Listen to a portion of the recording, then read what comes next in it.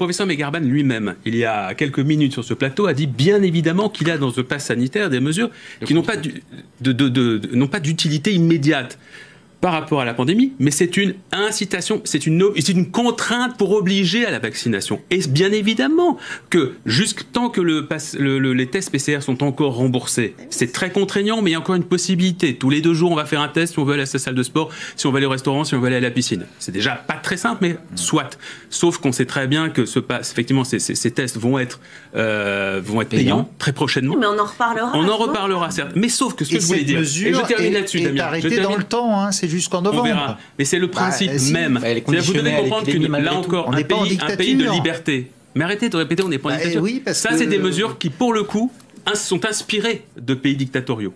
Parce que un pays dans lequel on va dire à quelqu'un, je t'interdis de faire cette chose, je choisis pour toi, car je sais que ça n'est pas bon pour toi. Pas que c'est décidé d'un point de vue démocratique après un vote, une majorité. Ça n'est pas un pays de liberté.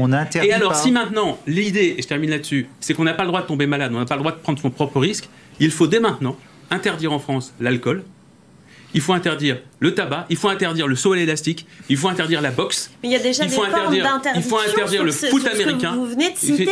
Non, la vérité, c'est sur le tabac, il y a quand même pareil. On ne vous interdit pas de fumer, non, mais on vous écrit en tout gros sur le paquet que quand même c'est très dangereux pour vous. Vous voyez, c'est complètement différent. Bah non, c'est la même. Non, c'est pas du tout la même chose. Ça n'a aucun rapport que de passer des publicités à la télévision.